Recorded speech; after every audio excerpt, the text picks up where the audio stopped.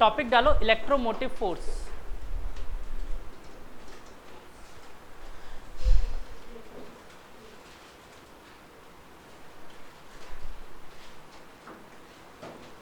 Slash potential difference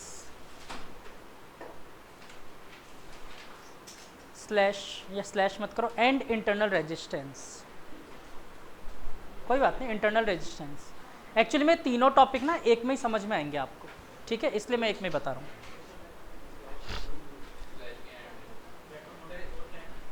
internal resistance,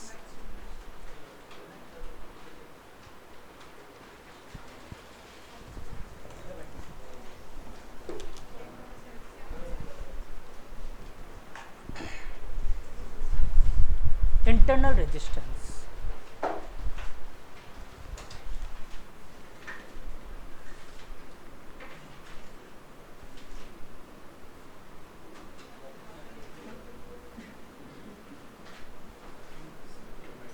internal resistance को बच्चों small are से डिनोट करते हैं, ठीक है।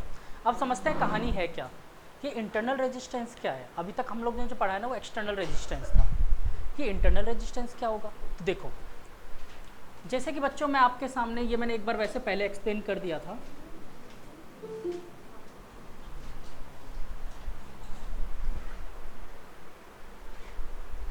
तो एक बार पहले एक्सप्लेन कर दिया था आप लोगों को मैंने, जैसे कि ये रेजिस्टेंस है और बच्चों ये सेल है, ठीक।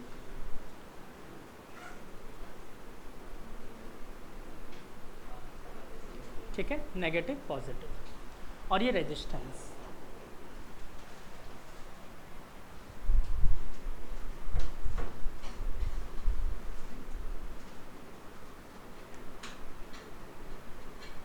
ठीक है, तो देखो नेगेटिव से इलेक्ट्रॉन निकलता है रेजिस्टेंस के थ्रू होते हुए। रेजिस्टेंस का प्रोसेस मैंने बता दिया था, कोलाइड और जो भी होता है ड्रिफ्ट वेलोसिटी के साथ, ये फॉलो थ्रू करते हुए पॉजिटिव चार्ज तक आता है। क्या पॉजिटिव चार्ज पे आकर ये एंड हो जाएगा? नहीं, इलेक्ट्रॉन एक्चुअली में बैटरी का काम है फ्लो करवाना, बैटरी का काम इलेक्ट्रॉन सप्लाई करना नहीं है, समझ रहे हो, ये फ्लो करवाता है, रेगुलेट करवाता है। मतलब यहाँ से इलेक्ट्रॉन निकला, पॉजिटिव तक गया, लेकिन इसे वापस नेगेटिव पर जाना पड़ेगा, ठीक है, मूवमेंट होगा टोटल मास का। और ये अगर आपको अच्छे से समझना है तो केमिस्ट्री में रिसेंटली आपने टॉपिक समझा है, तो उसको समझाने से पहले मैं आपको थोड़ा सा ऐसे बता देता हूँ कि अगर मान लो यहाँ पर मैंने वोल्ट मीटर लगाया, ठीक है, यहाँ पर एक वोल्ट मीटर लगा दिया और की अभी बंद है, की अभी बंद है, तो ये जो मुझे पोटेंशियल डिफरेंस की रीडिंग देगा अभी, ये रीडिंग इसकी मैक्सिमम पोटेंशियल डिफरेंस होगी, वरना तो कुछ ना कुछ इधर सप्लाई कर रहा होगा। तो जो मैक्सिमम पोटेंशियल डिफरेंस है इसकी, उसी को अपन क्या बोल देते हैं, ईएमएफ। तो मतलब वी मैक्स फिलहाल के लिए क्या है, ईएमएफ। तो आप लोग जो जनरली आपको डेफिनेशन भी मिलेगी ना बुक्स में, वो यही मिलेगी कि किसी भी सेल से अगर स्विच ऑफ है तो मैक्सिमम पोटेंशियल डिफरेंस हम जो ड्रॉन कर सकते हैं वो ईएमएफ होता है। लेकिन अब इसकी रियलिटी भी बता देता हूँ। रियलिटी क्या है बच्चों, कि अगर इस सेल को मैं यहाँ पर पूरा बनाऊँ अलग से, जैसे कि आपके पास रियल में सेल होता है गैल्वेनिक सेल,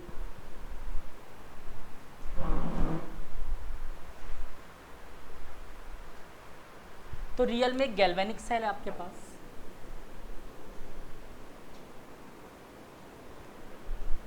एक क्या दो पार्ट में बना देता हूँ। चलो,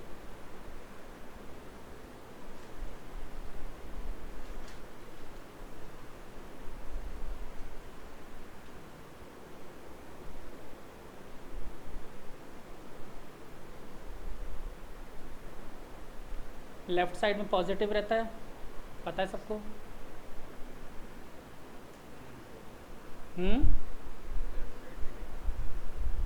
नेगेटिव टर्मिनल होता है,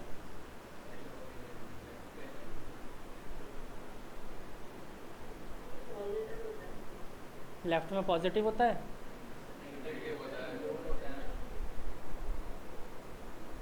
लेफ्ट ऑक्सीडेशन एनोड नेगेटिव, यही तो पढ़ा था। तो ये वाला नेगेटिव रखते हैं बेटा और ये वाला पॉजिटिव रखते हैं, एनोड है कैथोड। अच्छा, एनोड किसको बोलते हैं, जो नेगेटिव टर्मिनल उसी को एनोड बोलते हैं, डूब मरो नहीं, where oxidation takes place that is known as anode, ठीक है, जहाँ ऑक्सीडेशन होगा उसे एनोड बोलते हैं। ऐसे मत बोल देना, रट लेना कि नेगेटिव, नेगेटिव मतलब एनोड ना। ठीक है, where oxidation takes place that is known as anode. खैर छोड़ो। और ये क्या भरा मैंने, इसको क्या बोलते हैं, क्या बोलते हैं इसको, पानी, डिस्टिल्ड वाटर, क्या क्या ये, बहुत मारूंगा, इलेक्ट्रोलाइट या इलेक्ट्रोलाइटिक सॉल्यूशन। ठीक है, दीज आर द इलेक्ट्रोड्स। अच्छा, अगर मैं मान लो जिंक और कॉपर लेता हूँ तो जिंक को कहाँ रखूंगा और कॉपर को कहाँ रखूंगा, कैसे पता चलेगा?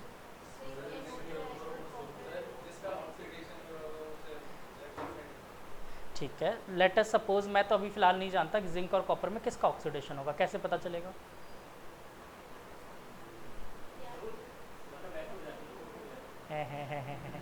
बेटा इसके लिए रिडक्शन टेबल याद करवाई थी, लिखवा सर का नाम अगल मंजन कर फिकोनेशन, है ना, याद करी थी। तो जो उस टेबल में ऊपर आएगा वो नेगेटिव होगा, रिडक्शन पोटेंशियल टेबल है वो। ठीक है, खैर फिलहाल चलो, मेरे को मतलब है नहीं कॉपर जिंक से, मेरे को मतलब है एक नेगेटिव एक पॉजिटिव। तो बच्चों आपने कहा कि ये नेगेटिव टर्मिनल था, यहाँ से इलेक्ट्रॉन सप्लाई हुए रेजिस्टेंस से होते हुए वापस यहाँ तक आ गए। तो बेटा इस सर्किट में यहाँ से लेकर यहाँ तक आने के लिए जो वर्क डन किया ना इसने, that is known as potential difference. ठीक है, ये बात समझ आई? मतलब एक टर्मिनल से निकल के इलेक्ट्रॉन दूसरे टर्मिनल तक आने के लिए जो वर्क कर रहा है उसे हमने क्या कहा, potential difference. That is also known as, अगर मैं यहाँ पर बोलूँ करंट आई फ्लो हो रहा है तो मैं बोल सकता हूँ V इज इक्वल टू क्या होता है, आई आर। ये आर कौन सा है, ये वाला रेजिस्टेंस। लेकिन बच्चों उस इलेक्ट्रॉन को मैंने कहा कि वापस उसको कहाँ आना है, जहाँ से वो निकला था, उसे वापस अपने ग्राउंड स्टेट पे आना पड़ेगा। ठीक है, तो अब ये अंदर आएगा तो बेटा अंदर भी तो रेजिस्टेंस है, जैसे यहाँ पर पार्टिकल्स है वैसे यहाँ पार्टिकल्स है, तो अंदर वाले पार्टिकल्स भी तो उसको ऑब्स्टेकल क्रिएट करेंगे। तो अगर मैं 1 मिनट के लिए बोलूँ अंदर भी तो कुछ ना कुछ वर्क कर रहा होगा चार्ज ट्रैवल करने के लिए, तो उसको मैं 1 मिनट के लिए एक टर्म दे रहा हूँ, ऐसे नाम दे रहा हूँ फिलहाल के लिए, इस नाम को याद मत रखना, वी आई बोल देता हूँ, इंटरनल के लिए स्मॉल आई ले लेते हैं। That is equal to I into internal resistance होगा, यस और नो, इंटरनल रेजिस्टेंस के बराबर। ठीक है, और अब मैं बोलूँ कि टोटल वर्क डन किसी चार्ज ने कितना किया, यहाँ से वापस यहाँ तक आने के लिए, सेम टर्मिनल तक वापस आने के लिए, V प्लस वी आई बोल सकता हूँ। तो इसी टोटल वर्क डन को अपन ने क्या बोला है बेटा, EMF। ठीक है, EMF मतलब जो चार्ज जहाँ से निकला वापस वहीं तक लौटने के लिए उसे जितना वर्क डन करना पड़ा, एक तरह से यही बोल सकते हैं वर्क पर यूनिट चार्ज, है ना। तो ये कितना हो जाएगा इन दोनों का sum, that is IR plus IR, और यहाँ से हम क्या लिख सकते हैं, I कॉमन लेके R plus small r, that is EMF।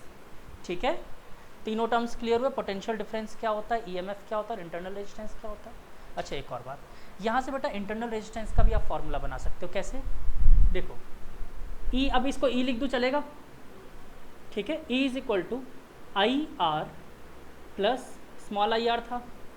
अच्छा इसको तो मैं V बोल सकता हूँ ना, पोटेंशियल डिफरेंस, तो E minus V is equal to small I by R, यहाँ से E minus V upon I is equal to are.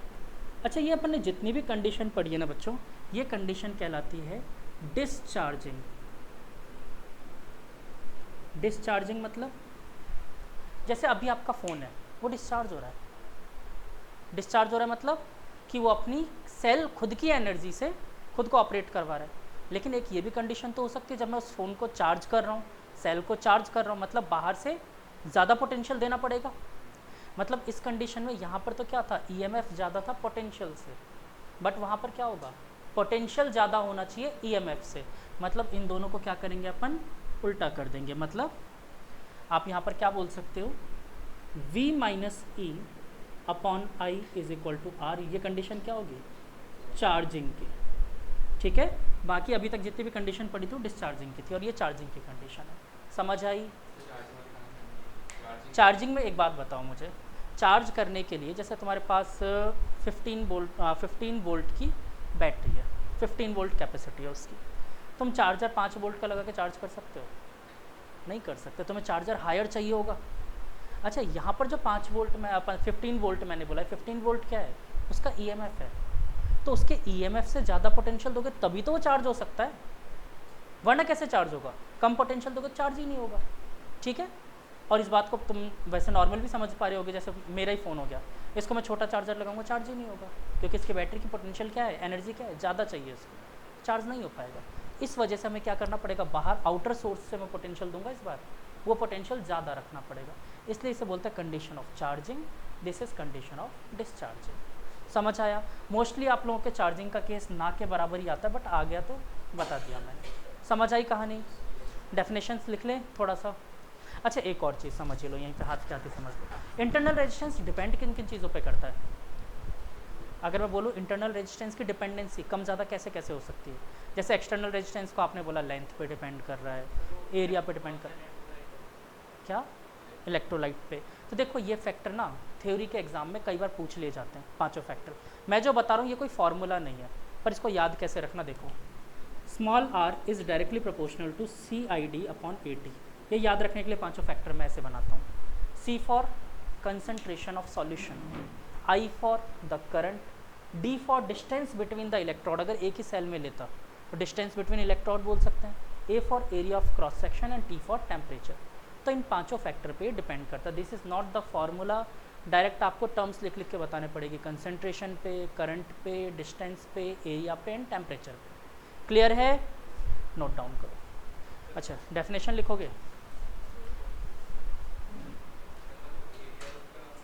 Area बेटा, हाँ एरिया के इन्वर्सली प्रोपोर्शनल है, जितना कंटेनर का एरिया ज़्यादा रखोगे इंटरनल रेजिस्टेंस उतना कम होगा। ठीक है, अगर इनको डिटेल में समझना तो डिटेल में बता देता हूँ, ऐसी कोई बात नहीं है। देखो कंसंट्रेशन तुम जितनी ज़्यादा रखोगे कॉलिजन्स उतने ही ज़्यादा होंगे, तो यानी इंटरनल रेजिस्टेंस बढ़ गया। करंट जितना ज़्यादा रखोगे, करंट मतलब एक तरह से बोल सकते हैं फ्लो जितना ज़्यादा रखोगे, चार्ज जितना ज़्यादा फ्लो करवाओगे। अब एक बात बताओ, छोटे से रास्ते में से चार्ज ज़्यादा फ्लो करवाओगे, ज़्यादा एक्सीडेंट होंगे, ज़्यादा रेजिस्टेंस, मतलब अगर मैं करंट बढ़ा रहा हूँ तो भी क्या होगा, इंटरनल रेजिस्टेंस इंक्रीज हो जाएगा। डिस्टेंस बिटवीन इलेक्ट्रोड, अब सोचो इलेक्ट्रोड को अपन एक ही सेल के अंदर अज्यूम करो, एक ही कंटेनर में रखा हुआ है, जितना ज़्यादा डिस्टेंस बढ़ाते जाओगे इंटरनल रेजिस्टेंस बढ़ेगा, सिंपल है, इंटरनल रेजिस्टेंस इस वजह से बढ़ रहा है। एरिया जितना बढ़ाओगे फ्री स्पेस बढ़ गया, फ्री स्पेस बढ़ गया तो रेजिस्टेंस डिक्रीज करेगा। अच्छा टेम्परेचर के साथ क्या कहानी है, कॉलिजन तो ज़्यादा होंगे फिर रेजिस्टेंस कम क्यों हो रहा है?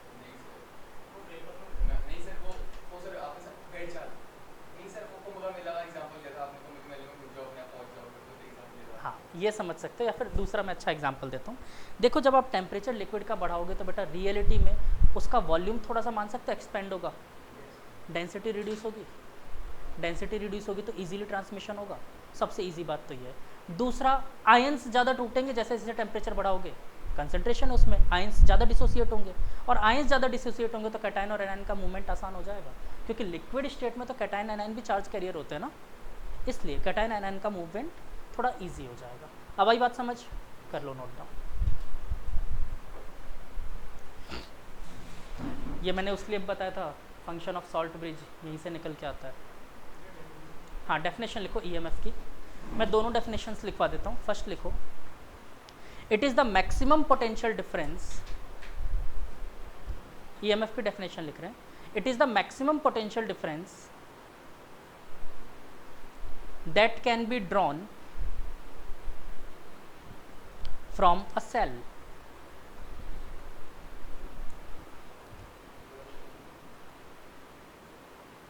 ठीक है, ड्रॉन फ्रॉम अ सेल। इसकी दूसरी डेफिनेशन मैं लिखवा रहा हूँ, but right it on your on risk. Reason बता देता हूँ इसका भी, क्योंकि बहुत सारे लोगों को ये रियल चीज़ पता ही नहीं होती कि चार्ज वहाँ से वहाँ तक पूरा ट्रांसमिट हो रहा है, तो उन्हें ये चीज़ समझना मुश्किल है। तो right it on your own risk. समझा दिया फॉर्मूले से, होता वही है, सब कुछ आपने समझ लिया, बट लिखवा देता हूँ मैं आप लोगों की इच्छा लिखने के लिए। It is the work per unit charge, it is work per unit charge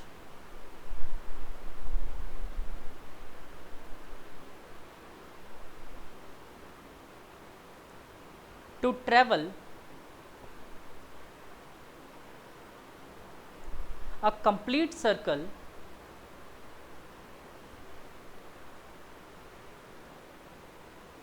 to complete circle या साइकिल जो भी लिखना चाहो, complete circle और साइकिल जो भी लिखना चाहो, to travel complete circle from the same terminal, it is known as electromotive force EMF.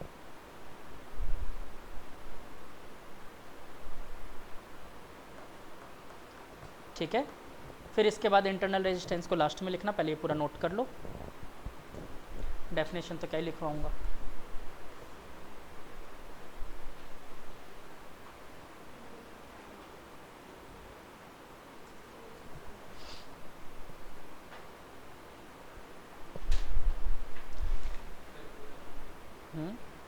अच्छा, आपने अब एग्ज़ाम में जैसे लिखा हुआ है इंटरनल रेजिस्टेंस, तो उसके सिंबल को कैसे दिखाते हैं वो भी देख लो।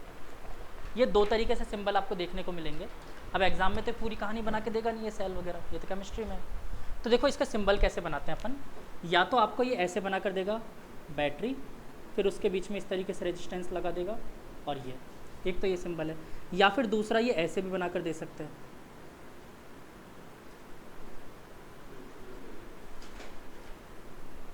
ये भी इंटरनल रेजिस्टेंस है, ये भी इंटरनल रेजिस्टेंस है। हाँ, पढ़ा है तुम लोग को ये मैं मैंने।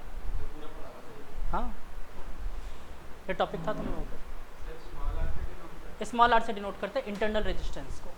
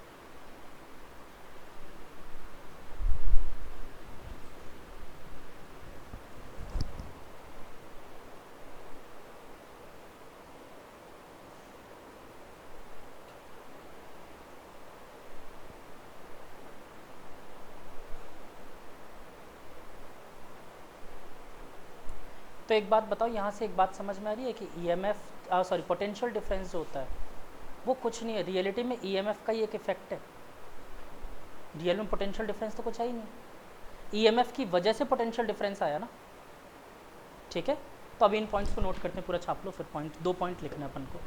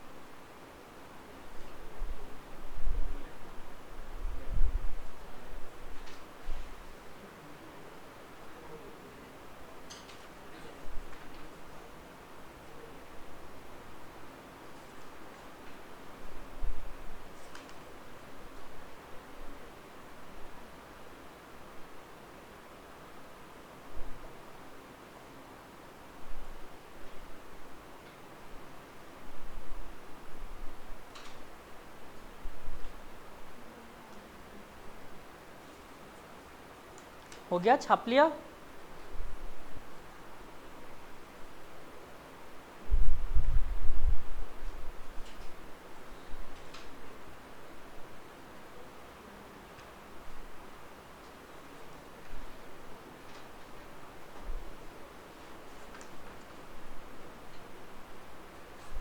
अच्छा, कैपेसिटर वाला टॉपिक तुम लोग को कैसा लगा था? गंदा था, अच्छा था?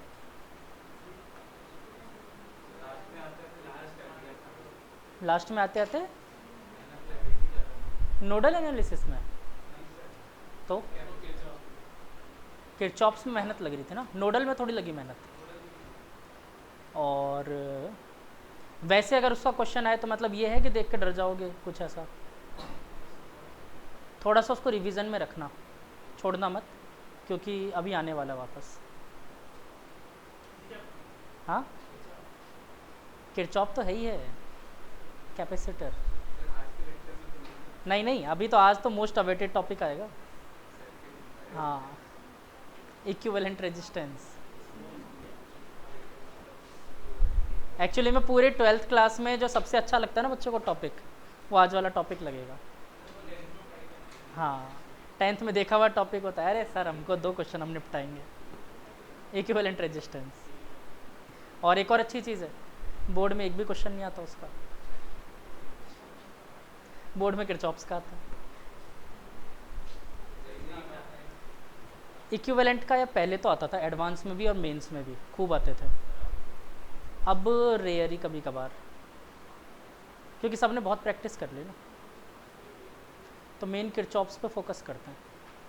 किरचॉप मतलब किरचॉप नहीं, सर्किट पे फोकस करते हैं। सर्किट में अब तुम जो भी लगा सको थ्योरम, वो तुम्हारे ऊपर है। चलो 2 पॉइंट्स लिख लो यहाँ पर बच्चों। EMF is independent of, EMF is independent of, EMF is independent of the resistance of circuit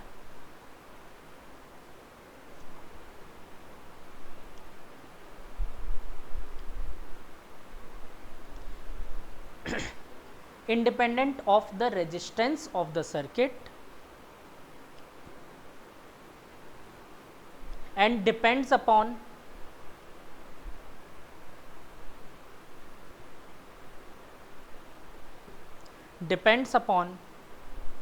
the nature of electrolyte of cell.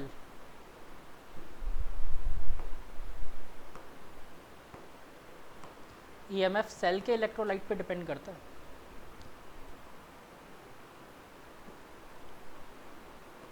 while potential difference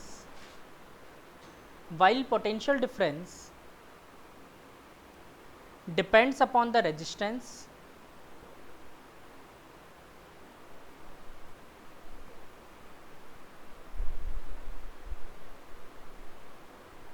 and the current between 2 points। ये तो फालतू बात लिखवाई है, V is equal to I R. मतलब V किस पे depend कर रहा है? I पे और R पे। लेकिन EMF कभी भी रेजिस्टेंस पे डिपेंड करता ही नहीं है। EMF किस पे डिपेंड कर रहा है? Nature of electrolyte of cell पे।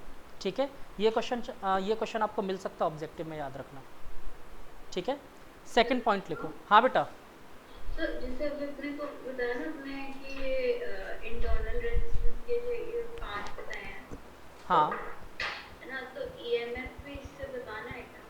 देखो, रेजिस्टेंस से इफेक्ट EMF पे नहीं पड़ रहा है। EMF पे देखो, मैंने अभी आपको 2 मिनट पहले एक बात बोली थी।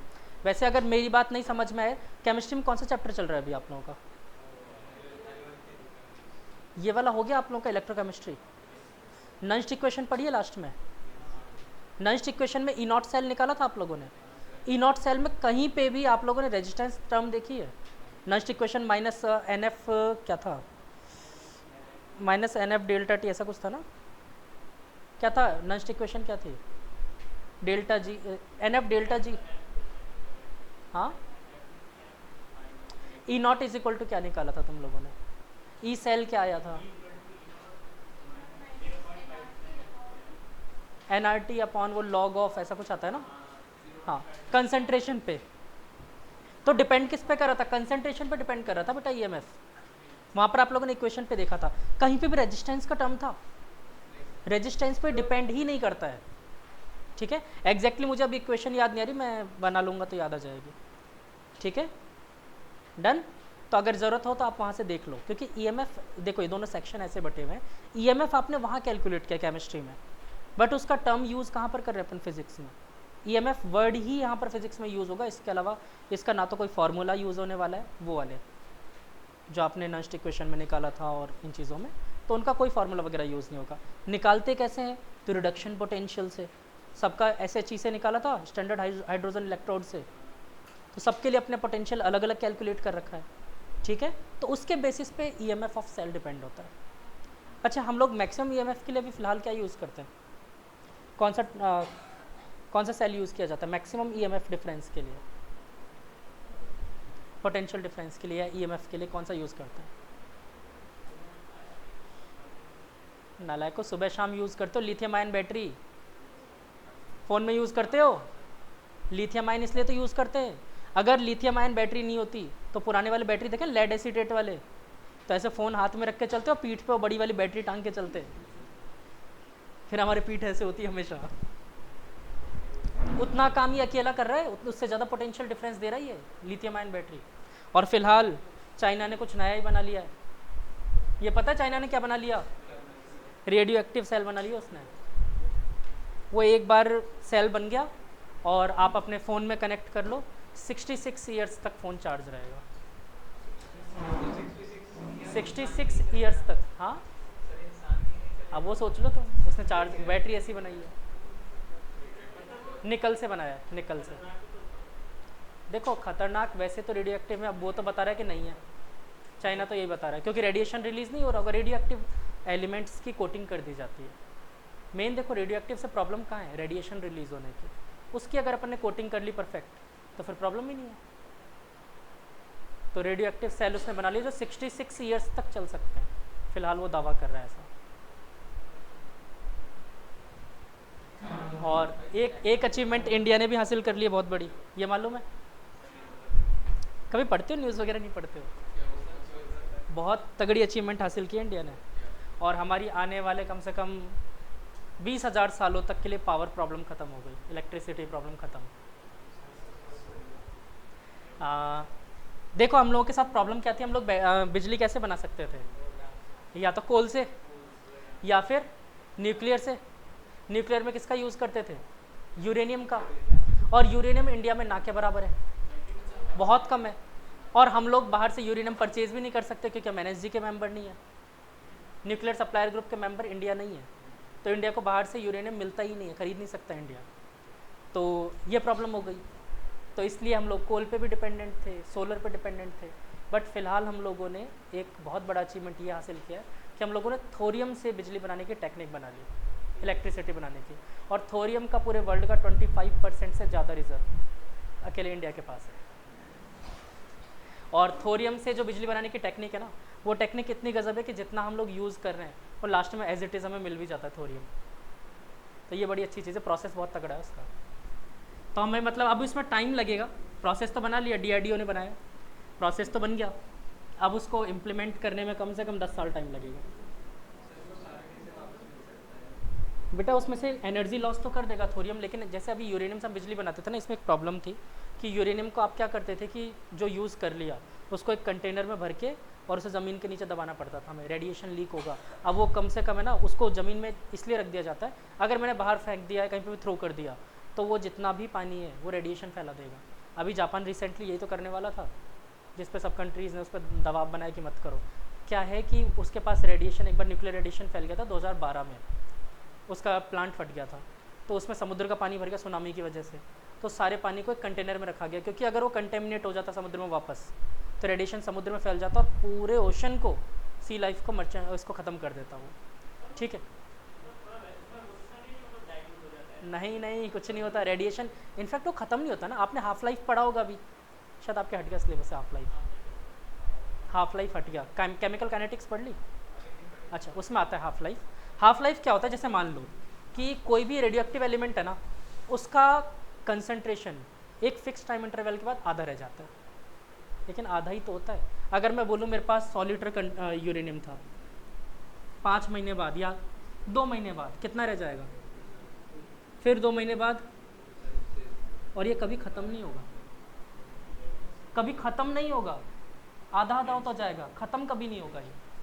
ठीक है, तो तो रेडिएशन कभी भी ख़त्म नहीं होती। अगर एक जगह पर रेडियो एक्टिव रेडिएशन हमने क्रिएट कर दी ना, कभी ख़त्म नहीं होती है, बस कम होती जाती है। और वही है, अगर रेडिएशन तुमने पानी में छोड़ दिया, मतलब उसके अंदर एक न्यूक्लियर बम फट गया ना, तो इसका मतलब ये नहीं कि न्यूक्लियर बम फट के ख़त्म हो गया। अब वो वापस विस्फोट होता रहेगा जाने आने वाले कितने हज़ारों सालों तक। तो वहाँ पर सारी चीज़ें ख़त्म कर देगा, जेनेटिक्स ही ख़त्म कर देगा सबके। तो मरीन लाइफ को कम्प्लीटली डिस्ट्रॉय कर देता। तो जापान चाह रहा था कि हमारे पास उस टाइम का पड़ा है, अब इसकी रेडिएशन ख़त्म हो गई, हम इसको पानी में बहा रहे हैं। क्यों? क्योंकि उसका $1 बिलियन से ज़्यादा खर्चा होता है उसको मेंटेन करवाने में। क्योंकि वो जो जिसमें रखा जाता है ना कंटेनर में भर के, वो कंटेनर कोरोड हो जाता है, कोरोजन हो जाता है उसका, फिर वो कंटेनर वापस बनाओ, तो $1 बिलियन से ज़्यादा खर्चा है उसका। तो इसलिए चाहता था कि इसको फटाफट फेंको, फालतू खर्चा क्या करना, लेकिन उससे इतना नुकसान हो सकता था। इनफैक्ट लोगों ने इतना पैनिक हो गया था, लोगों ने नमक घर में भरना शुरू कर दिया था। इंडिया में तो खबर ही नहीं, यहाँ की मीडिया छापती क्या है, यहाँ की मीडिया तो कुछ भी छाप देती है। तो लोगों में इतना पैनिक हो गया था, अगर समुद्र में छोड़ दिया, समुद्री नमक ही तो खाते हैं, रेडिएशन नमक आपके घर तक आएगा। तो इसलिए लोगों ने नमक इकट्ठा करना शुरू कर दिया कि कल की डेट में हम समुद्र का नमक भी नहीं खा सकते हैं रेडिएशन की वजह से। इतना पैनिक हो गया था। हमारे यहाँ मीडिया में कोई खबर ही नहीं है इस बारे में।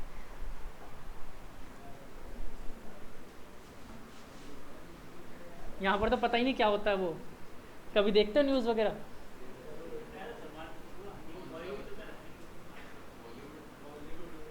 हाँ वही सही बोल रहे हो। तो तुम मेरे अकॉर्डिंग पता है न्यूज़ चैनल को ना लिमिट कर देना चाहिए, 1 घंटे से ज़्यादा न्यूज़ मत दिखाओ। नहीं तो सच में वो उस मूवी पीके मूवी में दिखाया ना, वो सुसाइड वाला कुत्ता, ये सच में वैसी न्यूज़ ही दिखाते हैं। आज मिली है स्वर्ग की सीढ़ियाँ कुछ भी। कौन सा? हाँ।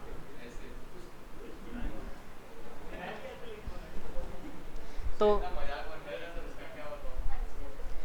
जबकि इंडिया में एक कानून है पता है, कि अगर कोई 16 साल से छोटा बच्चा, मतलब 18 से कम उम्र का कोई बच्चा अगर गाड़ी चला रहा है तो पेरेंट्स को सज़ा होती है। अभी क्यों नहीं हो रही? कहाँ गया कानून? अब थोड़े टाइम बाद पता क्या होगा, धीरे धीरे केस चल रहा है, मीडिया में सबको पता है, तुम्हें भी पता है, मुझे भी पता है। थोड़े टाइम बाद पता चलेगा कि उस कार ने एक्सीडेंट ही नहीं किया, एक बस ने एक्सीडेंट किया था। धीरे धीरे न्यूज़ में ही आ जाएगा।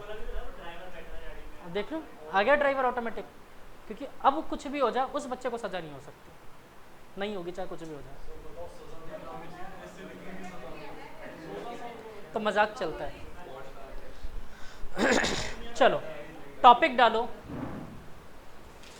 Combination of registers. अच्छा एक ही लिखवाया था, सॉरी सेकंड पॉइंट लिख लो। EMF इज द कॉज, अरे हेडिंग नहीं, वही टॉपिक सेकंड पॉइंट लिख रहे थे ना उसमें। EMF is the cause and potential difference is the effect. EMF reason होता है किसका?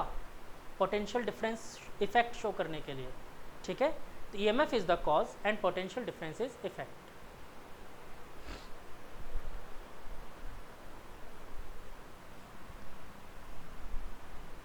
ठीक है, शुरू हो जाए। कॉम्बिनेशन ऑफ रजिस्टर्स,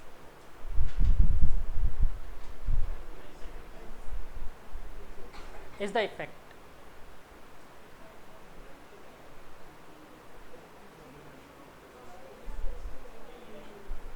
ठीक है, कॉम्बिनेशन ऑफ रजिस्टर्स कौन कौन से होते हैं? Parallel combination, series combination. Parallel combination में क्या होता है? Equivalent resistance 1/R equivalent equal to 1/R1 plus 1/R2। Series में R1 प्लस R2। डेरिवेशन करवाऊँ? कोई बच्चा है जिसको लगता है डेरिवेशन करवाना, ईमानदारी से बोलना। करना है?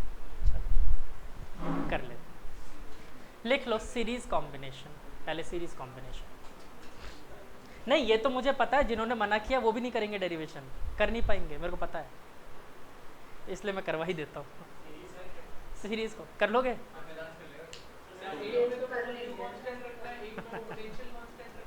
चलो ठीक है। एक्चुअली में सेम डेरिवेशन अपन ने कैपेसिटर में भी किया है ना, कोई बात नहीं। सीरीज कॉम्बिनेशन, सीरीज कॉम्बिनेशन किसको कहते हैं बच्चों? डेफिनेशन ये थोड़ी हुई। अच्छा, इसे रेजिस्टेंस बोलते हैं? रजिस्टर नहीं, register is the device and resistance is it's property. ठीक है, तो ये रजिस्टर है, बोलने के लिए हम लोग रेजिस्टेंस ही बोलते हैं। ठीक है, रजिस्टर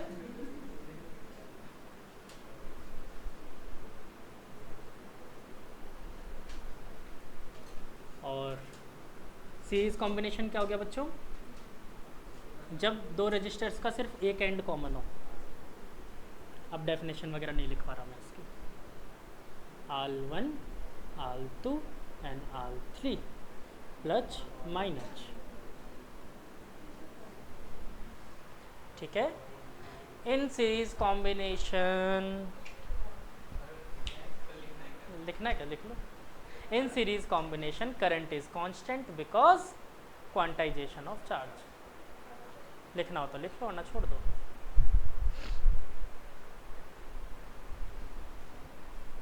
करंट कांस्टेंट लिख लो अपने हिसाब से, याद रहेगा। इतना क्या लिखना, छोटे बच्चे थोड़ी हो। हाँ लेकिन एग्ज़ाम में सब लिखना है, बोर्ड के एग्ज़ाम में भर भर के थ्योरी लिखनी है। आपको पता होगा 70% पेपर थ्योरी होता है, 30% न्यूमेरिकल होता है। क्या? यही तो बात है, मेन फेल होने का कारण ही होता है, वो न्यूमेरिकल पेपर करके सॉल्व करते हैं। क्योंकि इंडिया में कहीं पे भी आप चल जाओ पढ़ने के लिए फिजिक्स, थ्योरी लिखवा के कोई नहीं पढ़ा सकता, सिलेबस ही कंप्लीट नहीं होगा। मैं लिखवा सकता हूँ theory, where E is the EMF, V is the potential difference, I is the current and R is the resistor, लिखूँ? हो गया सिलेबस? तो नहीं लिखवा सकते, तो इसलिए थ्योरी लिखवा कोई पढ़ाता नहीं है। और नहीं पढ़ाएंगे तो फिर आपको तो लिखना पड़ेगा, ये आपका कॉमन सेंस होना चाहिए। इसलिए 10th तक खूब थ्योरी लिखवाई जाती है। 10th तक जो पढ़े हैं उनको तो याद होगा, क्या क्या जीना आराम किया थ्योरी लिखवा के, नोट्स लिख के आना, वापस लिख के आना, एक बार और लिख के आना, मन में आ गई 2 बार लिख के आना, इसलिए लिखवाते थे। ठीक है, चलो पॉजिटिव नेगेटिव और चलो तब डायरेक्ट देखो बच्चों क्या होगा अगर इसका पोटेंशियल डिफरेंस V है और यहाँ से टोटल करंट कितना जा रहा है I, ठीक है। तो यहाँ पर पोटेंशियल लॉस कितना होगा, V1 is equal to I into R1, क्योंकि करंट मैंने क्या कहा कांस्टेंट रहता है। यहाँ पर कितना पोटेंशियल लॉस होगा, V2 is equal to I into R2, और यहाँ पर V3 is equal to I into R3। अच्छा टोटल पोटेंशियल लॉस कितना हुआ, V is equal to V1 plus V2 plus V3, इतना ही टोटल पोटेंशियल लॉस हुआ है। ठीक है, वैल्यूज़ रख दो इसकी जगह, I इंटू आर इक्विवेलेंट कहाँ से आया, एक अज्यूम किया, I R1 plus I R2 plus I R3, where R equivalent I common आके कट गया, R equivalent equal to R1 plus R2 plus R3। ठीक है, डन। तो क्या होता है इसमें, करंट कांस्टेंट होता है, पोटेंशियल डिफरेंस हर एक रजिस्टर के अलोंग वेरिएबल हो सकता है। ठीक है, हाँ अगर 2 रजिस्टर इक्वल है तो उनका पोटेंशियल लॉस भी इक्वल होगा इन सीरीज कॉम्बिनेशन। शायद तुम लोगों को पढ़ाते टाइम में 9.8 पॉइंट लिखवाए थे इसमें, 10th वाली कॉपी उठा के देखना, 8-9 पॉइंट लिखवाए थे एक एक सीरीज कॉम्बिनेशन में, सारे पॉइंट सारी पॉसिबिलिटीज़ लिखवा दी थी। चलो इसके बाद नेक्स्ट चले पैरेलल कॉम्बिनेशन। पैरेलल में क्या होता है बेटा, पोटेंशियल डिफरेंस कांस्टेंट रहेगा, क्योंकि सबके अलोंग सारे रजिस्टर के अलोंग पोटेंशियल डिफरेंस क्या रहता है, सेम रहेगा, एक ही सेल तो काम कर रहा है सब पे।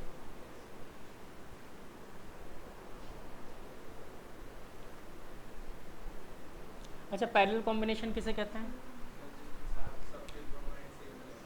सबके बोलना ज़रूरी नहीं है, 2 रजिस्टर्स, एक्चुअली में अपन 2 रजिस्टर्स को ही समझते हैं पैरेलल है कि नहीं है, सबको एक साथ नहीं देख के समझते।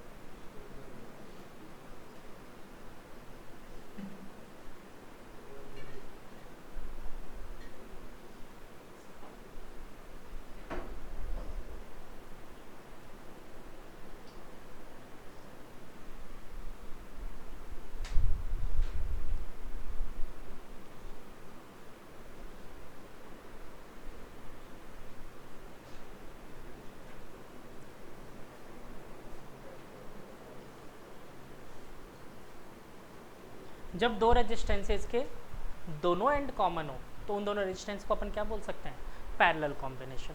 पैरेलल कॉम्बिनेशन में क्या होता है, पोटेंशियल कांस्टेंट होता है, क्योंकि देखो बच्चों सारे रजिस्टर के अलोंग यही 2 सेल तो काम कर रहे हैं, सिर्फ एक सेल ही तो काम कर रहा है, सब में पोटेंशियल लॉस कितना होना चाहिए, बराबर।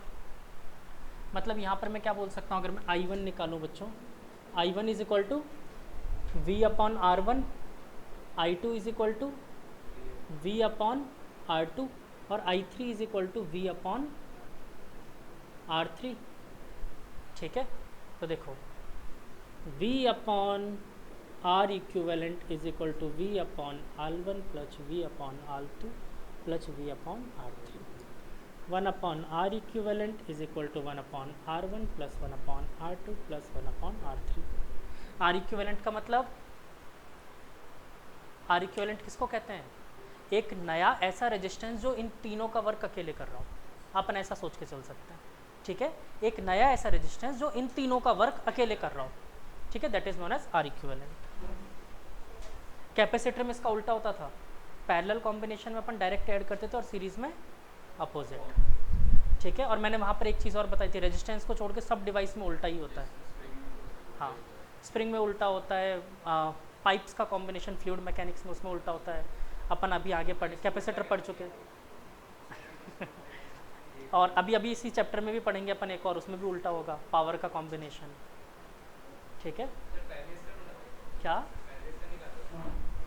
अभी इसमें आएगा इलेक्ट्रिकल पावर का कॉम्बिनेशन। पहले इसी का निकाला था नहीं, एक्चुअली में पहले हमने पढ़ा इसको। आप लोग 10th में एक ही चीज़ पढ़ते हो ना, तो हमारे दिमाग में तो बैठ चुकी है सीरीज़ क्या होता है, सीधा जोड़ना, पैरेलल मतलब उल्टा जोड़ना। तो अब उसी को फिर मैं क्या बोलूँगा, रेसिप्रोकली बोलूँगा ना। आपके दिमाग में तो ये चीज़ बैठी हुई है। मतलब इतना सा याद रखो, एनर्जी गिविंग डिवाइस के लिए क्या होगा, उल्टा। ये लॉसिंग डिवाइस है।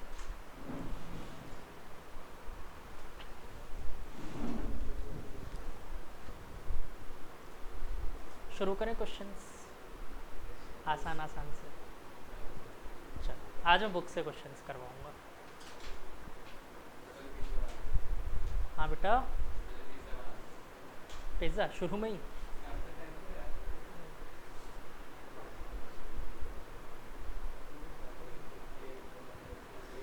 हाँ, find the potential difference across the resistance.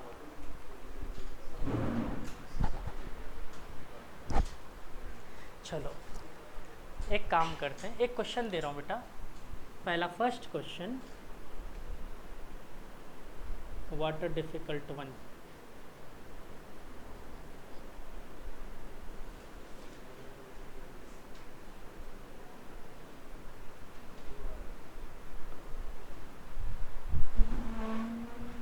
Ten volt, 2 ohm and 3 ohm।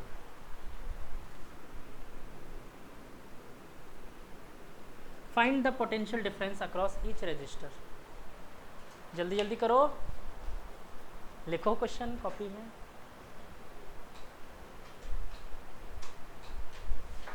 सबके अलोंग पोटेंशियल डिफरेंस निकालना। ये चश्मा किसने छोड़ दिया यहाँ पर, तुम्हारा है?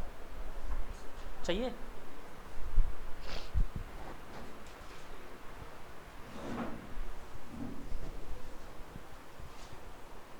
अब इस चैप्टर को बीच में मत छोड़ना बिल्कुल भी। अब रेगुलर कुछ ना कुछ अच्छा अच्छा इंटरेस्टिंग टॉपिक आता जाएगा। कोई छोड़, फर्स्ट वाले का 5 और सेकंड वाले का 3.33। फर्स्ट का 5 और 3, नहीं नहीं नहीं, समथिंग रॉन्ग। हाँ, सर आपने मतलब हर एक के अलावा पूछे या फिर हर एक के अलोंग, सबके अलोंग। टोटल तो बेटा दे ही रखा है ना, 10 वोल्ट। तो सोलर स्विच रहेगा ना। हाँ गुड।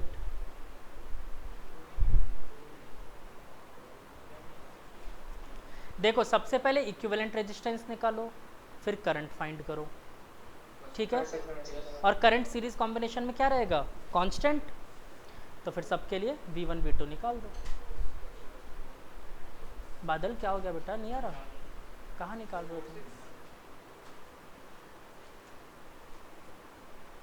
अगला क्वेश्चन डिफिकल्ट वाला दे दूंगा फिर।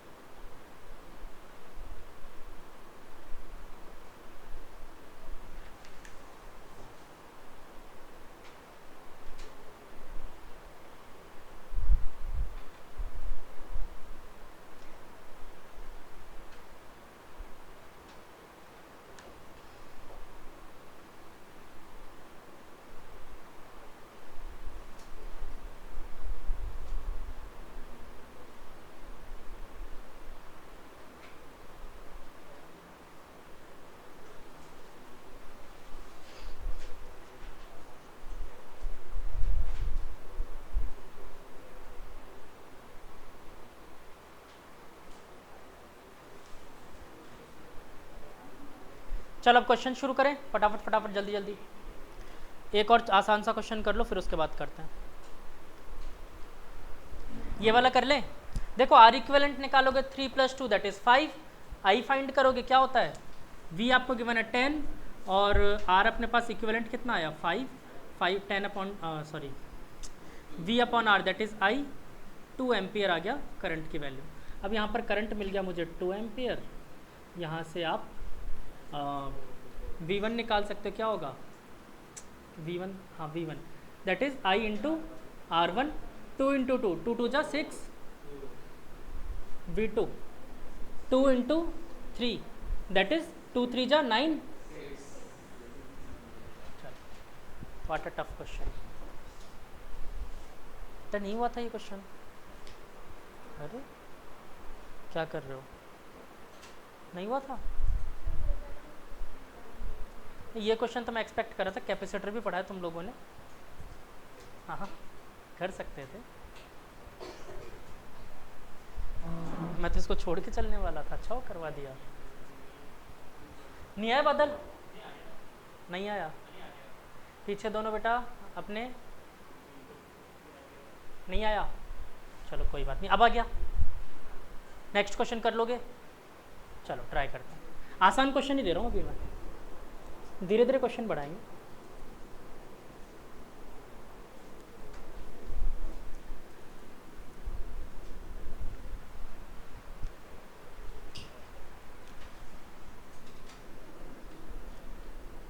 Find the current in each resistor.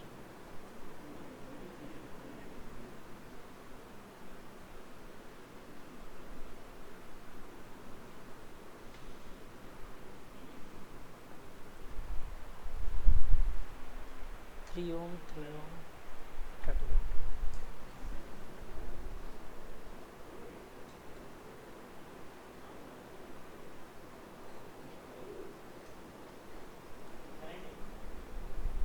अरे नहीं है इनफाइनाइट यार, नहीं दे रहा अभी, इतनी जल्दी थोड़ी, इनफाइनाइट तो लास्ट में।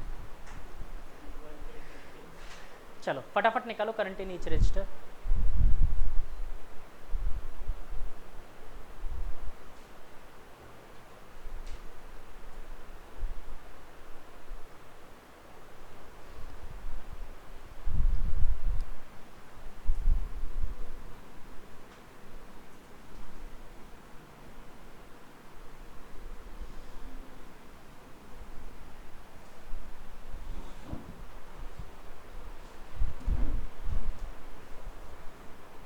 तो 64 हो जाएगा ना। ठीक है।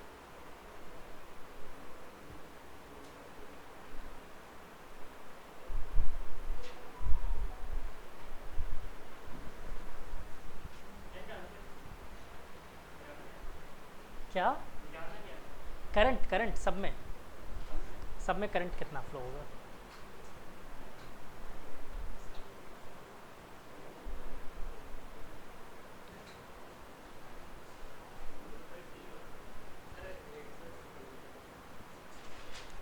एक 180 एम्पियर, कौन कौन है। अरे नहीं यार,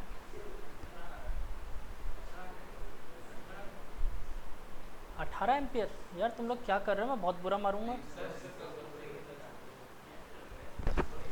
अभी सही हो जाएगा देखो, हाँ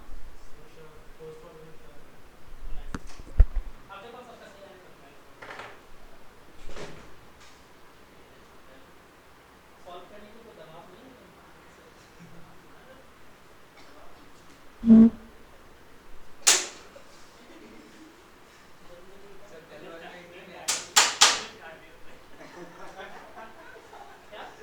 क्या क्या क्या क्या जल्दी करो, वापस वापस करो।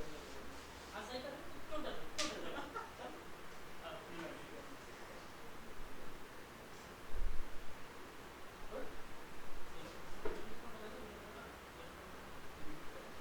रेजिस्टेंस लिफ्ट करो।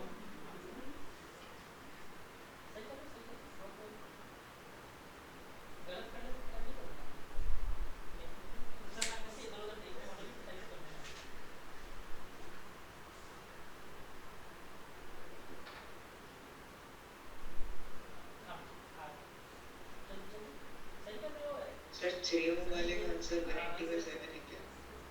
नहीं बेटा कुछ गलती कर रहे हो, क्या कर रहे हो सक्षम? 6.3 आ रहा है सर।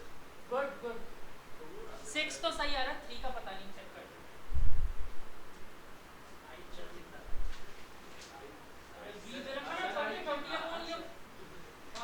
सर आई तो 6 आ गया।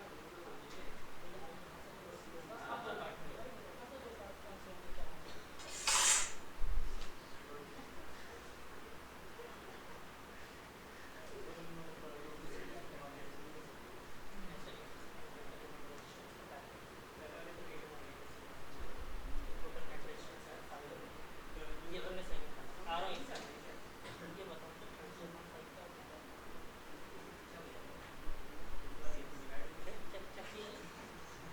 पिटने काम कर रहे हो नहीं कर रहे हो? बताओ। सही आंसर मतलब 30/5 को 10 लिख के खुश हो रहे हो कि कैसे है 30/5 पूरा पूरा सर, काटा क्यों, काटा क्यों? काट- ये नाच का सर आ रहा है। सर पूरा नहीं काटा मैंने। अच्छा, ये पूरा जैसे काटने का है। इसमें चाहिए हाँ हाँ चाहिए हो जाता है। इग्नोर से पोटेंशियल से हमारे किसी भी सर इसमें से निकालेंगे वजह से चलो लॉस देखो कितना लॉस कर सकते हो, बचा हुआ इनमें जाए। कौन सी सर एक सेकंड का सर पहले का सर इसको सॉल्व कैसे करेंगे? पहले इन दोनों में होगा सर। अभी तो मतलब पैरेलल में करो, फिर वो दोनों सीरीज में हो जाएगा। यार अगर कैसे सर सही है सर, सही कर रहे हैं। अच्छा सर ऐसे निकाल रहा है। सर एक तो पहले 18 करोगे फिर 12 माइनस किया फिर 12 12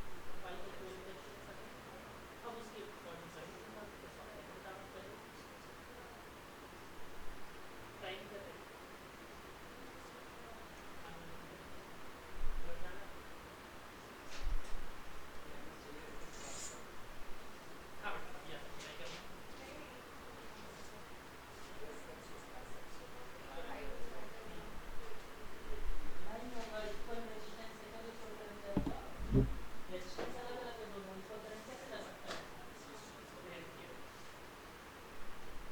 निकाल चलो इधर देखो अब सब लोग,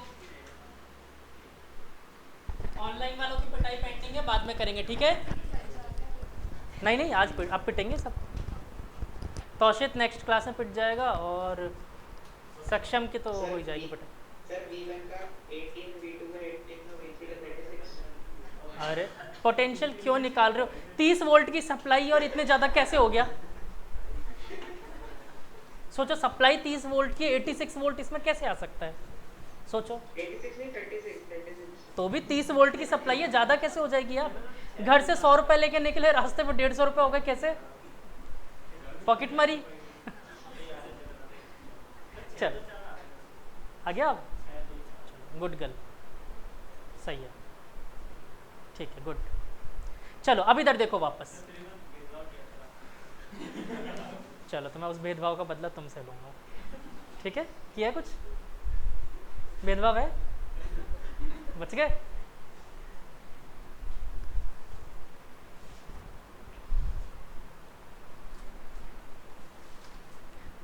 अरे आज समृद्धि नहीं आई 2 बार मैं तब से बोल चुका हूँ। किसी को पता क्यों नहीं आई? वो ऑनलाइन भी ज्वाइन नहीं किया उसने। कल रात को क्लास थी आप लोगों की? अच्छा चलो देखो बच्चों, सबसे पहले इक्विवेलेंट रेजिस्टेंस निकालना है मुझे। क्या ये दोनों रेजिस्टेंसेस आपको पैरेलल कॉम्बिनेशन में दिख रहे हैं? और अगर पैरेलल कॉम्बिनेशन में दिख रहे हैं तो हम इसको रिजॉल्व कर सकते हैं और ये क्या हो जाएगा, अगर आप सॉल्व करते हो तो देखो 1 upon R equivalent equal to 1/3 प्लस 1/2 6 एलसीएम आया बच्चों 6, ऊपर आया 2 प्लस 1 दैट इज 3/6 1/2। रेसिप्रोकल करना पड़ेगा तो आर इक्विवेलेंट इक्वल टू 2 ओम।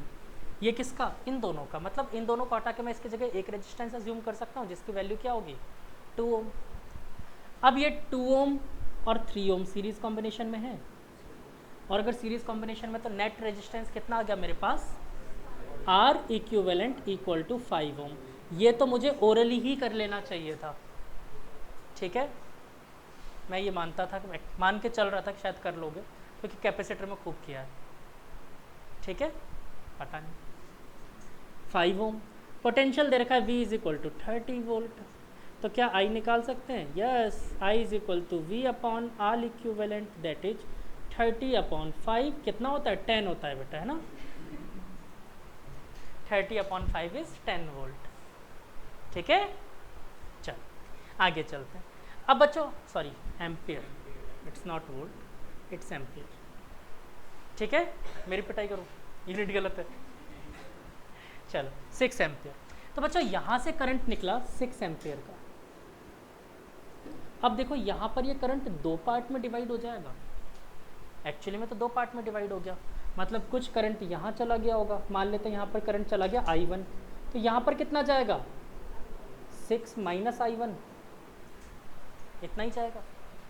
तो देखो अब ये करंट तो डिवाइड हो गया, कैसे निकाले, एक ऑप्शन है मेरे पास अभी भी, क्या, यहाँ पर पोटेंशियल लॉस निकाल सकता हूँ, कितना हुआ होगा V is equal to IR that is 6 × 3 कितना आया 18 वोल्ट का लॉस यहाँ पर हो गया। लेके चले थे हम 30 रुपये, 18 रुपये यहाँ खर्च हो गए, बचे कितने 12 रुपये। अब है रास्ता कैसा, पैरेलल कॉम्बिनेशन, मतलब इसमें भी पोटेंशियल क्या रहा होगा 12 वोल्ट और इसमें भी कितना रहा होगा 12 वोल्ट, पैरेलल कॉम्बिनेशन है। अब पैरेलल कॉम्बिनेशन में ये बताओ V पता है R पता है, क्या I निकाल सकते हैं, कैसे, V upon R is I, तो ये 12/3 कितना हो गया 4, तो 4 एम्पियर करंट यहाँ से और 2 एम्पियर करंट यहाँ से, आंसर, ठीक है, इतना आसान। नर्वस हो गए, इसने भी आज वही किया, काट दिया क्वेश्चन, कर रहा था ठीक ठाक, मेरे को लग रहा था सही कर रहा है, 18 वगैरह उसने निकाल भी रखा था। तो पता नहीं, मैं जब कहता हूँ मैं तुम लोगों पे कोई दबाव नहीं डालता फिर भी डरते हो। अच्छा हर्ष की पिटाई याद रखना, उसकी भी करनी है, बच गया आज, पकड़ेंगे बाद में, पकड़ लेंगे।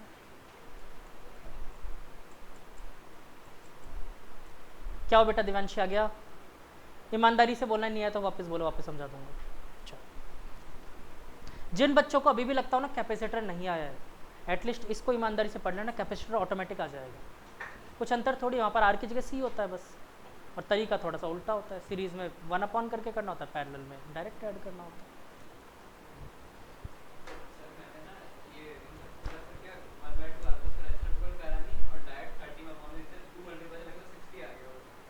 अच्छा सक्षम, तुमने कैसे सॉल्व किया ये बताओ।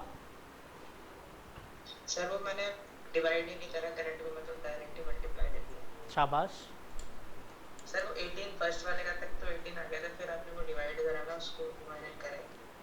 चलो मैं तो सोच रहा था अच्छे वाले क्वेश्चंस कराऊंगा, अभी तो इसी में रो दिए, तो और आसान क्वेश्चन करवाता हूँ। चलो अब आर इक्विवेलेंट के क्वेश्चंस करते हैं, ठीक है, V और I के तो निकाल लोगे अब, मुझे उम्मीद है, ठीक है। चलो आर इक्विवेलेंट के क्वेश्चंस करते हैं।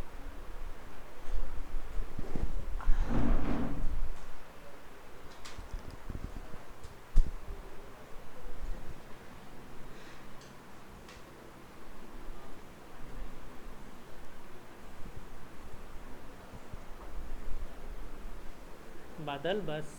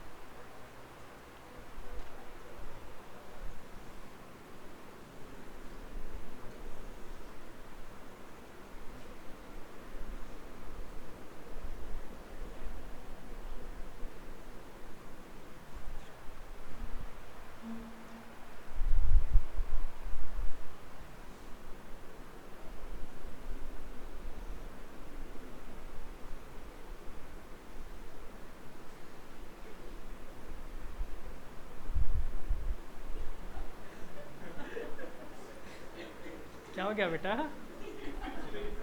सब ठीक है? चलो एक आसान सा क्वेश्चन है, find the equivalent resistance between A and B. तो अपन वैसे ऐसा ना तीन पार्ट में वैसे नॉर्मल करके फिर पैरेलल हो जाएंगे तीनों, दो दो देख लो, मुझे नहीं पता, तुम लोग सोचो। सर मैं कर रहा हूँ तो हाँ करो। क्यों सोच रहे हो गलत होगा? करो तो सही ट्राई। आसान क्वेश्चन है, ऐसा कुछ नहीं। 2 2 6 6 2 2 फिर 6, हाँ 2। गुड।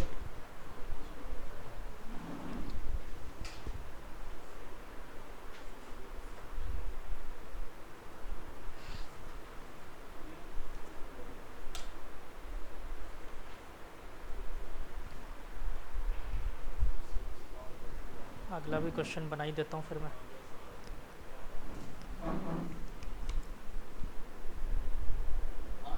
सर 2 आ रहा है आंसर। ठीक है, गुड।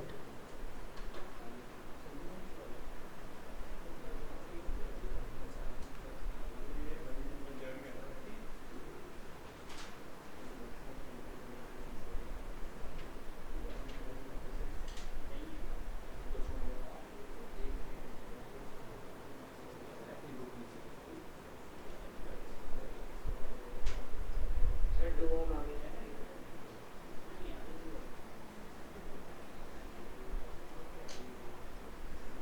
चलो मैं करवाऊँ।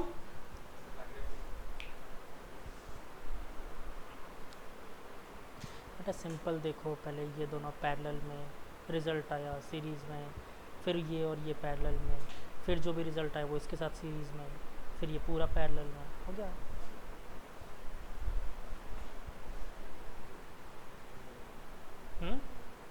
इसका आंसर आ गया? करो। हाँ तो करना तो है, मैं क्यों बना रहा हूँ फिर? नहीं नहीं नहीं, करो पूरा, ऐसा थोड़ी होता है।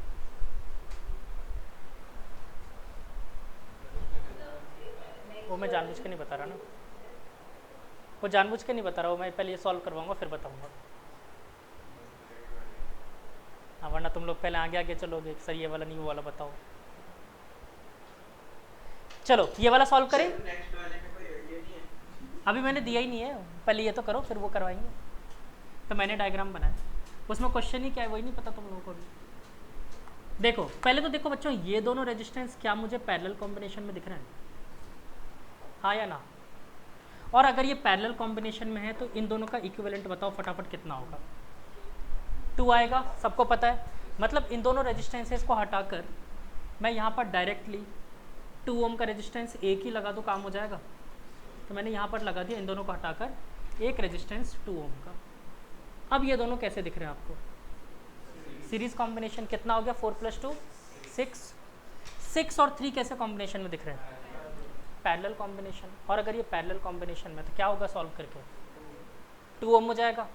हटा दो इसको भी, तो इसको भी रिमूव कर दिया, इसको भी रिमूव कर दिया, और ये बचा 2 ओम।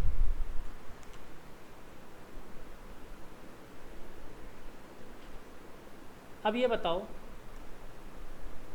ये दोनों कैसे कॉम्बिनेशन में? कितना हो गया? 6 और ये 3। इन दोनों का रिजोल्यूशन 2 ओम, तो आंसर 2 ओम। आसान क्वेश्चन था, बस बनाया था वैसे। चलो अगला क्वेश्चन, next question. All the resistances are of R ohm, ठीक है, R ओम का। Find the equivalent resistance between A and B।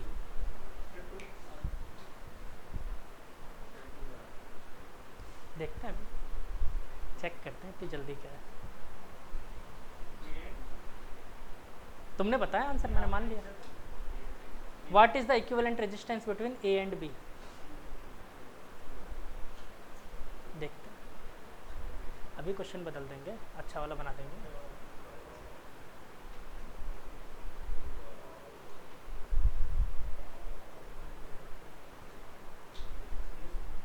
जल्दी जल्दी नेक्स्ट क्वेश्चन का आंसर बताओ। Sir 5r/2।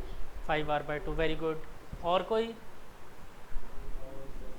कुछ बच्चों ने r/2 बताया, किसी ने 2r बताया और किसी ने 5/2r बताया। 3 आंसर एक क्वेश्चन के। 5r/2, very good.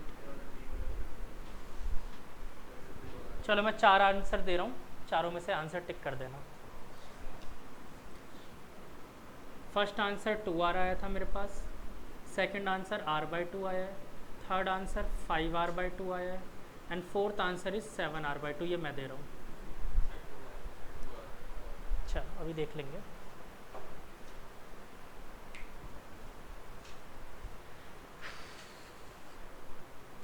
Option A कितने लोग? 1 2 3 4 5, 5 लोग, ठीक है मान लिया। ऑनलाइन वाले वोटिंग में प्लीज़ पार्टिसिपेट करें। ऑप्शन बी कितने लोग? अलग भी आ सकता है सर। हाँ लगा सकता है ना।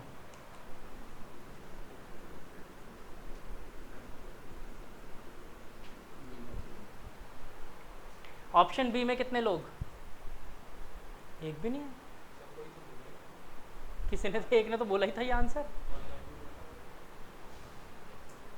तुम r/2 गुनगुना रहे थे तुम। चलो ऑप्शन 3 में कितने लोग? 2 लोग, चलो वेरी गुड। ऑप्शन डी में कितने लोग? हाँ डी मैंने दिया है। कोई नहीं मेरे अलावा? जो कहीं नहीं है उनकी तो पिटाई हो जाएगी। यहाँ पर मैं अकेला हूँ, ठीक है। एंड ऑप्शन ई में कितने लोग? None of these.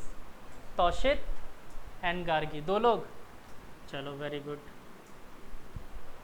और जो कहीं भी नहीं है किसी भी ऑप्शन में, जैसे कि 4 लोगों ने कोई आंसर नहीं किया है। थर्ड में, चलो थर्ड में एक और बच्चा आ गया। ऑप्शन 1, ठीक है, इसमें भी एक और बच्चा आ गया। और 1 में, चलो 1 में एक और आ गया। ऑप्शन 3 में एक और, ठीक है। टोटल बच्चे काउंट करो, सारे हो गए मेरे को मिलाकर? 7 10 और 12। क्लास में अभी स्ट्रेंथ कितनी है? 5।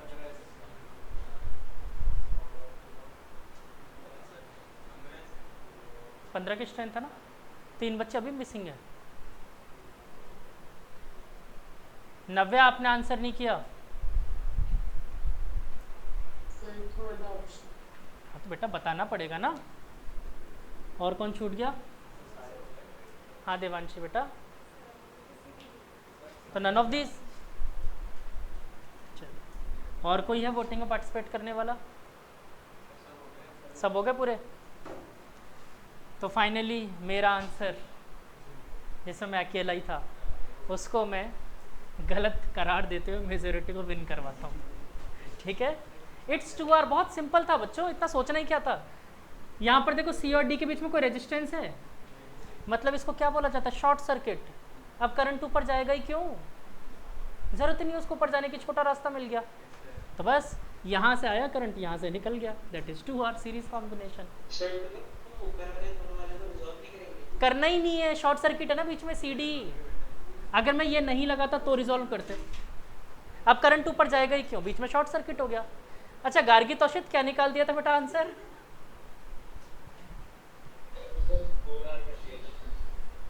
एंड गार्गी बेटा अपन ने क्या कर दिया था? तो इतना सिंपल सी बात समझ नहीं आई, बीच में शॉर्ट सर्किट हो रहा है। सिंपल शॉर्ट सर्किट था बेटा, बीच में करंट कहीं और जाएगा ही क्यों?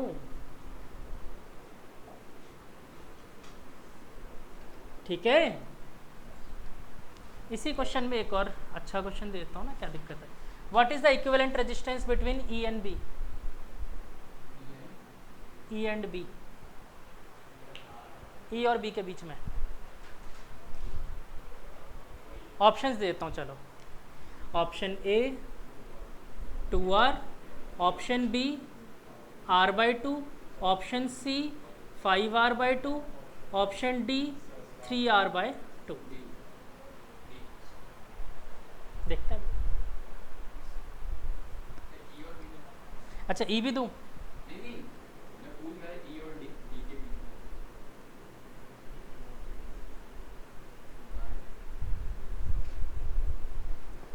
माई लाइफ माई रूल्स, वैसे माई क्वेश्चन माई आंसर, कुछ भी हो सकता है। चलो ऑप्शन ए के साथ, ए के साथ कोई भी नहीं है। अच्छा एक बच्चा है, चलो ऑप्शन बी के साथ बच्चों एक, चलो वेरी गुड। ऑप्शन सी के साथ, अब की बार जिन्होंने आंसर नहीं दिया नेक्स्ट क्वेश्चन बोर्ड पे बुलाऊंगा, मत करो पार्टिसिपेट। ऑप्शन सी के साथ कोई हाथ उठा के वापस हाथ रख लिया उसने वापस, कौन था? आप ऑप्शन सी के साथ भी हो? नहीं नहीं। अच्छा, ऑप्शन सी के साथ कोई नहीं है? Option D? अरे वाह शाबाश, 1 2 3 4 5। अच्छा सुहानी नहीं है? 7 लोग मान लूँ? मेरे से नीचे वाले ना, हाँ अच्छा डी में 7, सी में तो 0 थे, सी में तो 0 थे, 7 7 है ना। Option E? नहीं मैं तो अभी नया ऑप्शन बनाऊंगा। कोई भी नहीं है? अब जो बच्चे नहीं थे ना उनको अगले अगले क्वेश्चन पर बोर्ड पे आना पड़ेगा। अब बोर्ड पे आएंगे, अब जो बच्चे छूट गए, एक तो सुहानी छूट गई। अच्छा नहीं आपने नहीं बोला था, आप दोनों कहीं पे भी नहीं थे, आप भी कहीं भी नहीं थे। किस में था? डी में थे? डी में फिर तुम इतने लोग कैसे हो गए? 5 2 7 वो हो गए, तौशित भी था।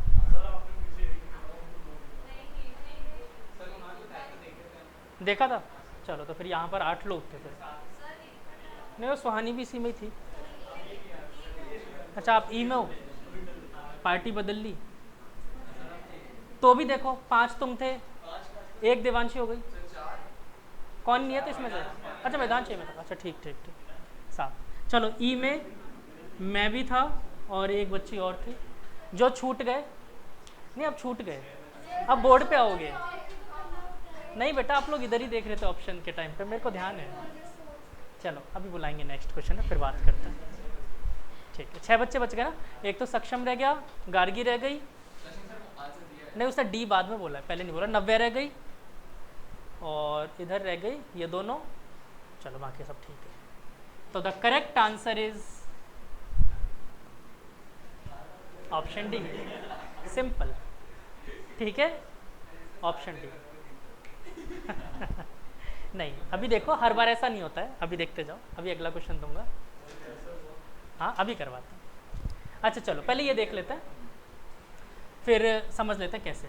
देखो बच्चों मैंने बोला ई और बी के बीच में, तो देखो बी के बीच में एक रेजिस्टेंस तो ये है, और अगर इसको ध्यान से देखो ये वाला रेजिस्टेंस तो किसी काम का ही नहीं है बाहर।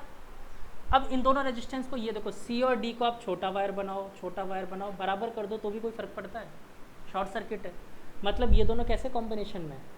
पैरेलल में। तो ये दोनों मिलकर क्या हो गए? R/2 प्लस R कितना आ गया? 3R/2। सिंपल। हाँ ये इंक्लूड क्यों हुआ? देखो इसी डायग्राम को मैं ऐसा बना दूं तो क्या कोई फ़र्क पड़ जाएगा? ये पॉइंट था आपका C, ये था D, और ये है B, ये है आपका E।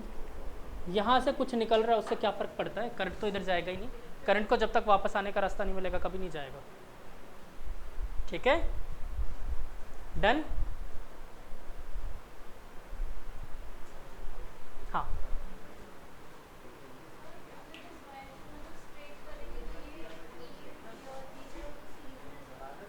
कैसे बेटा?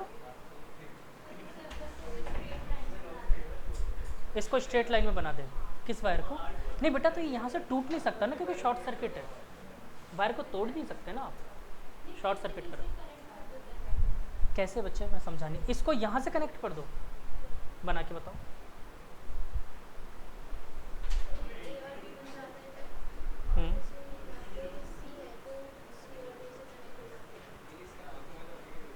तो बेटा एक्चुअली में इसका मतलब ये पैरेलली तो हुआ, इसको आपने इधर जोड़ दिया और ये रेजिस्टेंस एक एक्स्ट्रा निकल रहा है। हुआ तो यही जो अपन कर रहे हैं। ठीक है चलो नेक्स्ट क्वेश्चन। कोई भी आंसर पहले नहीं बोलेगा, सब अपना अपना शांति से सॉल्व कर लो। ठीक है फिर इस क्वेश्चन का आंसर देखते हैं। ऑप्शन दूंगा ठीक है। चलो ऑप्शन इस बार इन्हीं में से कोई बना देते हैं, इन्हीं में से ऑप्शन बना देता हूँ। ये रहा आपका ऑप्शन ABCD, ठीक है। क्वेश्चन में बना देता हूँ। हाँ क्या, अच्छा नहीं नहीं अलग अलग है, देखो 11 1 0 7, ये तो रहे आपके ऑप्शंस। अच्छा बस बस बस बेटा इधर देखो, क्वेश्चन बना देते हैं। किसी ने अगर आंसर पहले बोला तो फिर पिटाई हो जाएगी बेटा, सिर्फ बोलने से कुछ नहीं होता।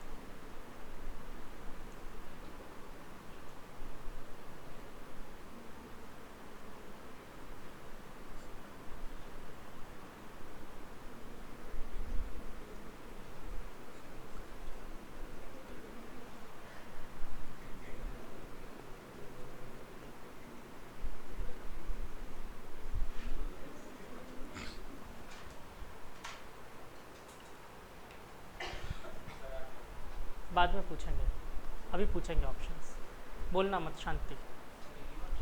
हाँ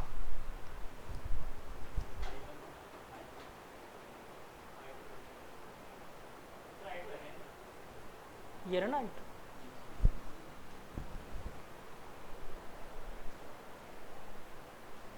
ऑप्शन ए के साथ।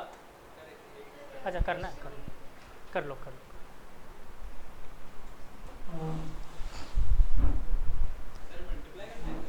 हाँ तीनों का I1 into I2 into I3।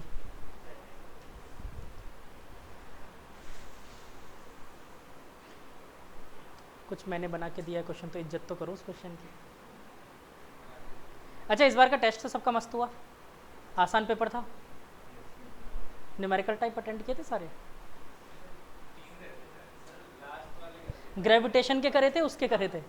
Gravitation के न्यूमेरिकल टाइप इजी दिए थे मैंने। ग्रेविटेशन वाले का आंसर नहीं आया? NLM वाला न्यूमेरिकल टाइप किसने अटेंड किया? यू वाला, वो तो गलत, वो गलत आया सबका। आ गया था आंसर सही? अरे वाह गुड।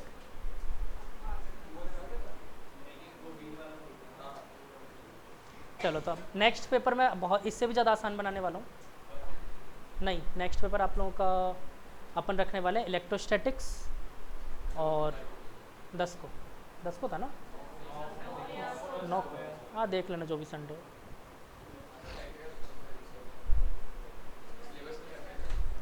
इलेक्ट्रोस्टैटिक्स पूरा दे रहा हूँ, और कैपेसिटर का जितना मैंने पढ़ाया हुआ उतने टॉपिक्स में से दूंगा, ठीक है। मतलब पोटेंशियल एंड कैपेसिटर में थोड़ा बहुत करंट भी इंट्रोड्यूस कर दें, पढ़ तो रही हैं अपन। अरे बच जाओगे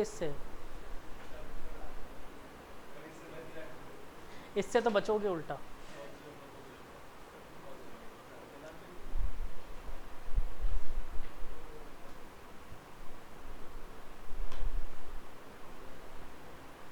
ओके ऑप्शन ए के साथ कितने लोग, please hand raise.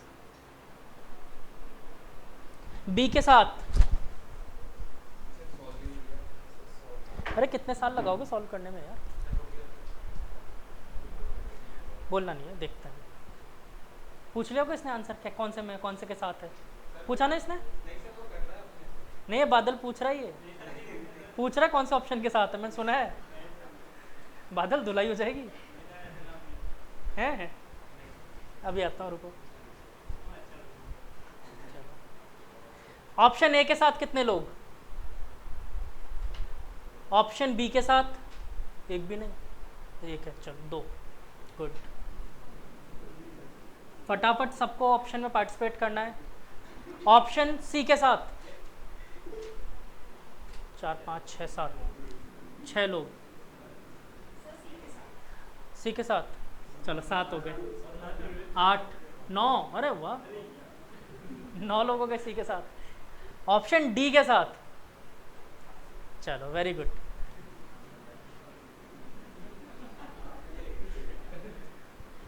Correct answer is option D.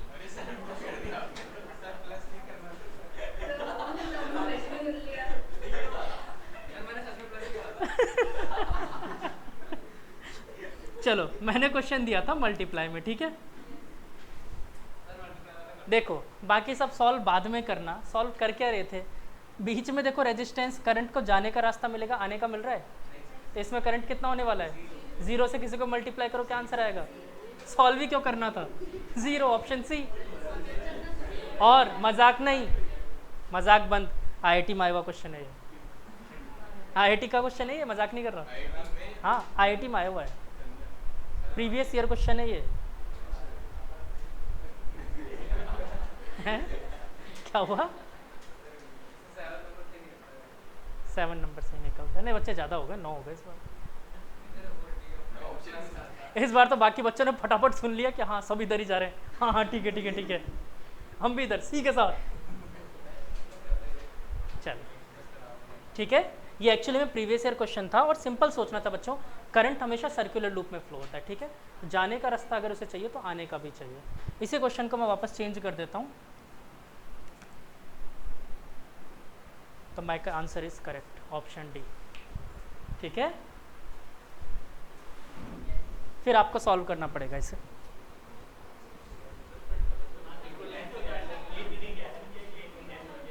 हाँ तो देखो एक में कितना हो गया 4 एम्पियर, एक में हो गया 3 एम्पियर, 3 + 4 दैट इज 7 एम्पियर। बीच में बस यही सोचना था, कंसेप्ट, जेईई एडवांस हमेशा क्वेश्चन ही कंसेप्ट पे पूछता है कि आपका कंसेप्चुअल क्लैरिटी है कि नहीं है, फिर उसके क्वेश्चन बाद में उठा के जेईई मेंस पूछता है।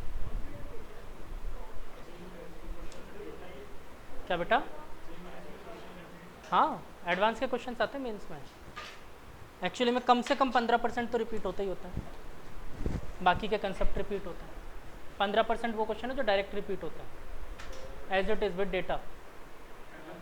हाँ एडवांस के क्वेश्चन मेंस में रिपीट होते हैं, मालूम है ना, बताया तुम लोगों को। हाँ खूब क्वेश्चन है ऐसे भर भर के, खूब रिपीटेड क्वेश्चन है, हर बार 15% तो डायरेक्ट आते हैं, कम से कम उतना तो कर लो, नेगेटिव में तो मत जाना। चलो आज के लिए thank you all of you.